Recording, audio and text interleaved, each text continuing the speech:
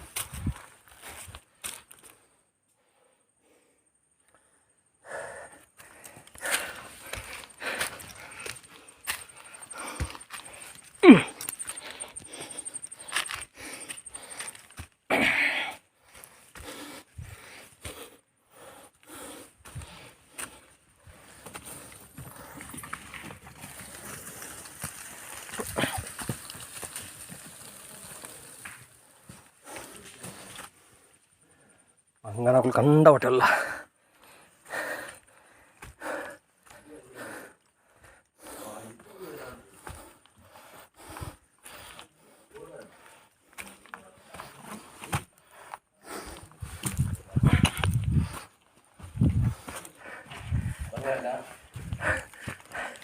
ಮೆತ್ತ ಸಿತ್ತು